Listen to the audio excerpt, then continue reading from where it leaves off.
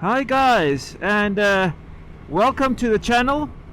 This is my first trial and error doing some motor vlogging. So I managed to get a Osmo Action, and with some help from other motor vlogging channels, they pointed me to a mic, and they've also pointed me to a specific mounting bracket for the Osmo Action, and that all arrived earlier in the week, and now I am going out for my first ride. So I hope the mic is working. I did check it at home and it was all working. Again, with these things, I think it takes a bit of time to get used to how it all connects up and where to place it, so it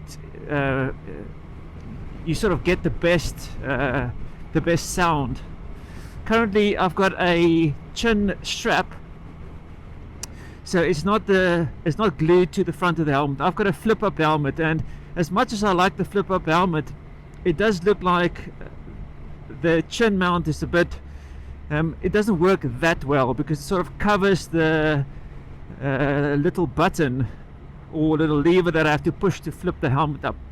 But if I flip it down, get the mic ready, and also get recording started, then it all works, because sometimes the lead of the mic goes in between the flip down and the clipping in mechanism, so it's a bit of a pain.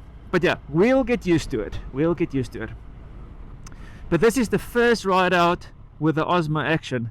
I did check the angle and it looked okay. So hopefully this is going to be a good one. I'm shooting at 4K 60 frames a second, just as a first trial.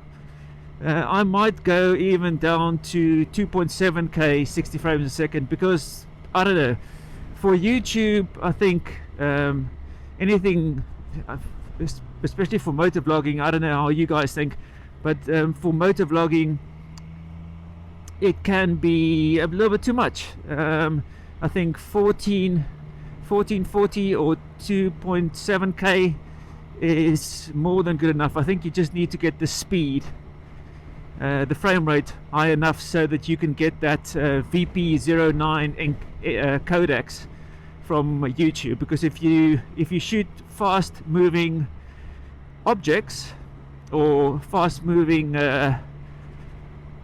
rides, then if you don't have the VP9 codec in YouTube, then it becomes really blurry, and that's a bit of a problem. Well, it doesn't look well, doesn't look nice at all. What else? So I'm on the latest firmware of the Osmo Action. I think it's the .40 at the end,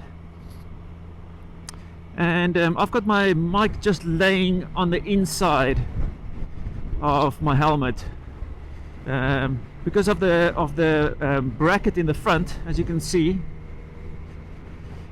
in the mirror, I think you can see that. I hope so, but yeah, it's recording. But as you can see, that mount just lies, sort of tilts the, what do you call it? It tilts the chin flap upwards. So the mic is just lying in the chin curtain, so it should be nicely protected. It's a drift mic, and I think it was Moto UK that put me in, that referred me to this mic, so we'll have to see how it operates. The thing is, today is a very nice day. It was raining this morning, but the wind is like really pumping like nuts, and so yeah, it will be a good test for the mic. It's not clean air, it's just really strong wind. I think they said it's going to be like a storm that's going past here, so we'll see. The mic is lying in front of my mouth, so it should be okay. I just don't hope there is more than necessary wind noise, otherwise it's going to be a bit of a faff. I also hope the angle of the camera is good, but we'll see. And today I'm on the new Triumph what is it? Triumph Street Triple R. It's not the RS, and I got this bike about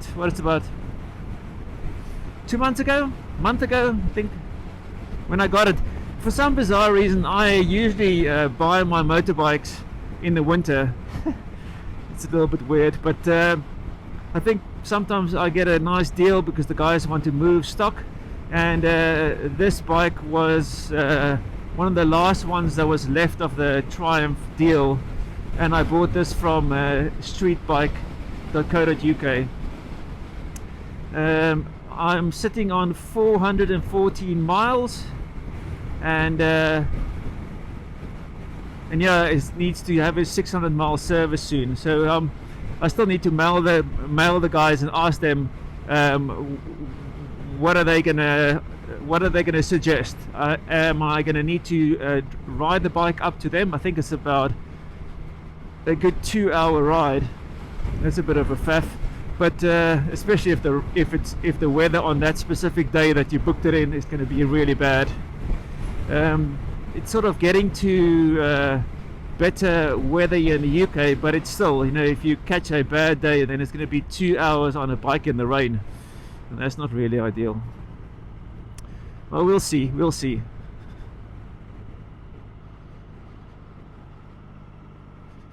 But if this works, then all this other extra mounts and stuff that I got is not needed, and that would be awesome.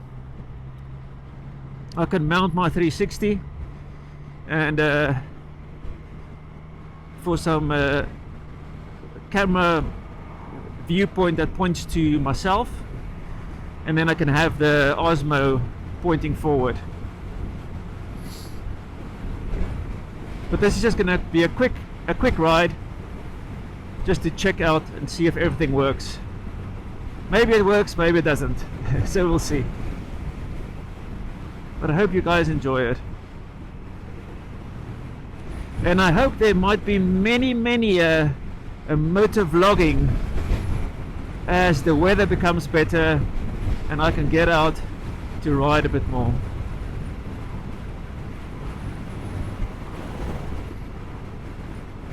Oh, just one extra thing, just on the settings on the Osmo Action. I'm using that Sonova mic adapter.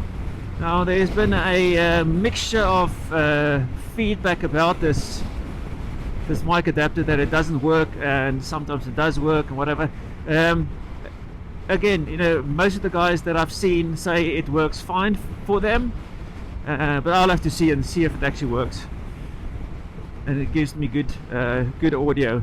I did try it this morning on my electric unicycle, just to have it plugged in and see if it doesn't fall out, and it is, as soon as it clips in there, it's really quite solid in there.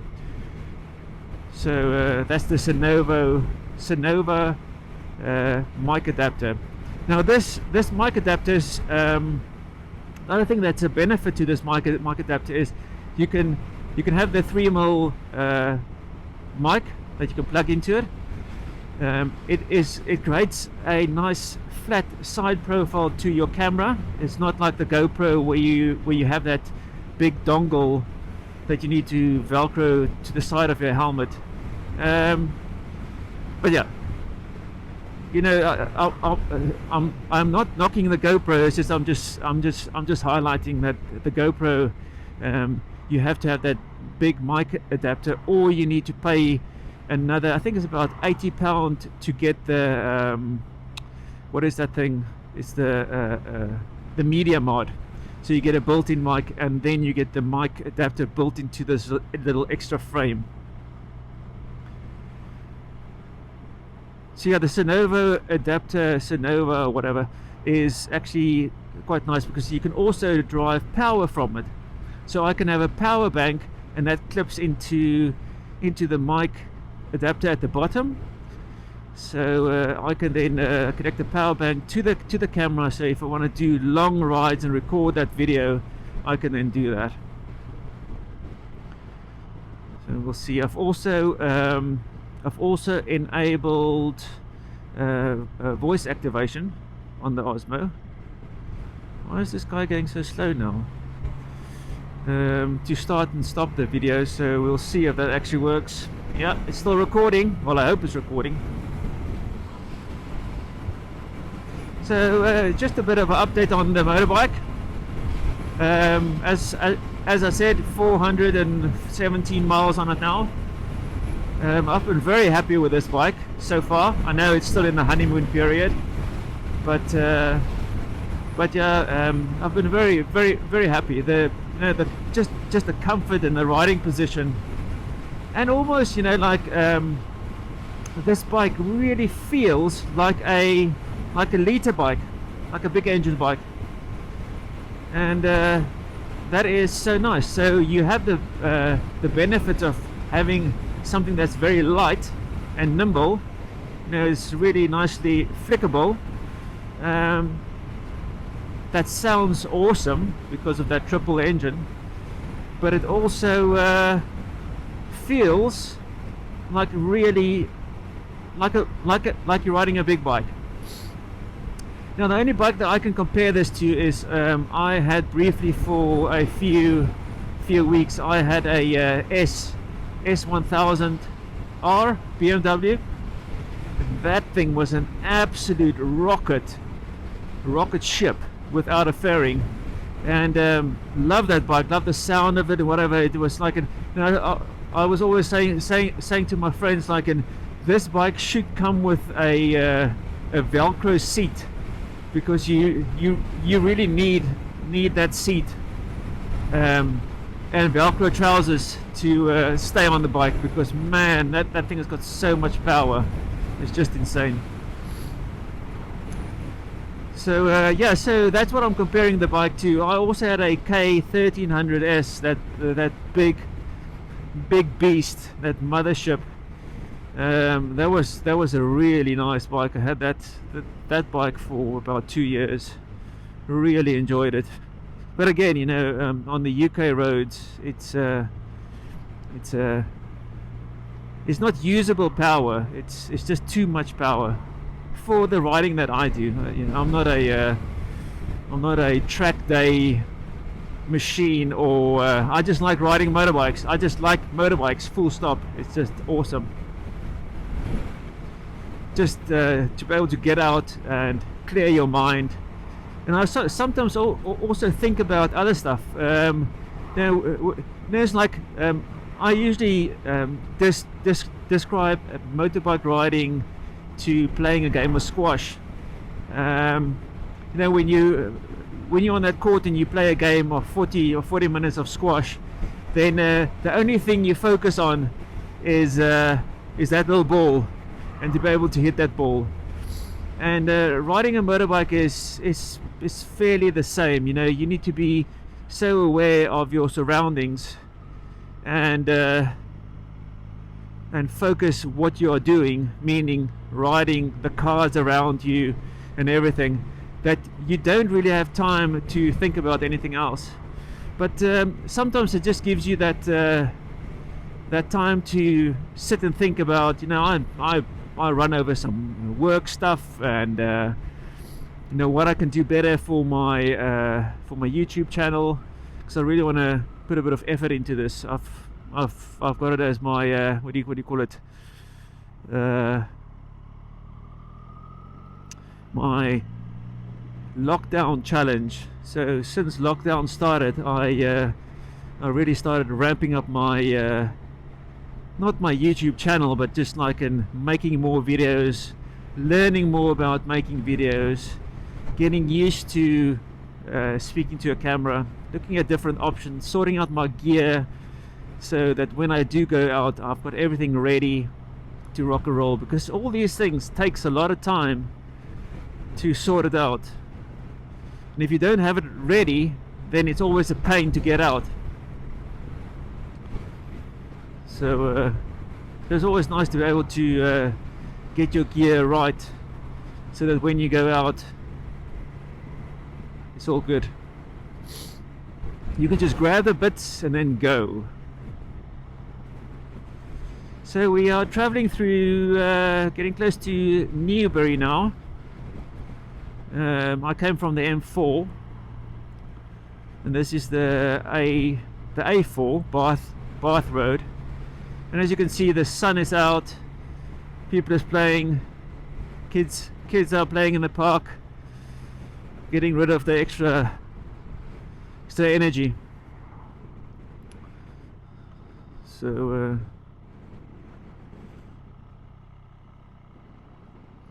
I hope you can also hear the sound on the bike, and it's not just me waffling. But yeah, I'm going to go down to Newbury, and then I'm going to make a loop back home. It's usually about an hour's ride. I'm not going to record all of it. I don't want to bore you guys to death in the first on the first ride. But yeah, if this works, I'm going to be super excited about this. Sometimes I just want to babble. Maybe it's just for my own reference as well. I sort of try and make sort of grow my channel, because I sort of like a little bit of drone flying. I like motorbike riding. I also like riding my electric unicycles, and yeah, it's quite nice to be able to have the one camera that can do all of it.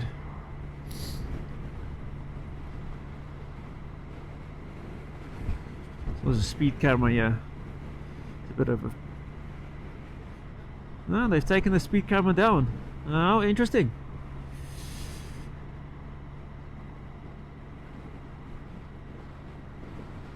Doing 28, 30 miles an hour. But yeah, I like to sort of babble about the stuff, and also I want to sort of the videos that I try to make is for myself, so I've got a reference of it, and also to see how there's the camera, how I am improving on my videos. You know, trying new techniques. You know, I was shooting with my iPhone since last week, and the biggest problem with the iPhone is that it doesn't have a physical button to start and stop the recording. And if you've got gloves on, because it's not summer, it's not warm all the time here in the UK, you most of the time will wear your gloves. It's always a pain to stop and start the video.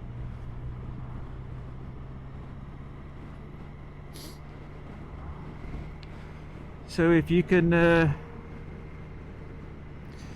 you know, have a big button to press when you can start and stop the video, then it's much better, and you don't have to. There's no touch screens involved, and that's awesome. Another thing that the Osmo has got that's quite nice, and I think the GoPro has got that as well, is it's got, what do you call it? It's got this one button on. That's awesome, because you can basically set all your settings, and then just basically press the record button, and it powers up the GoPro or the Osmo, and it starts recording from the settings that you've set the last time. And that's quite cool. So you don't have to faff about with powering it up and starting it and waiting for it to get ready and then press the record button. You can just go straight into the record. I wonder if I mustn't take the back road.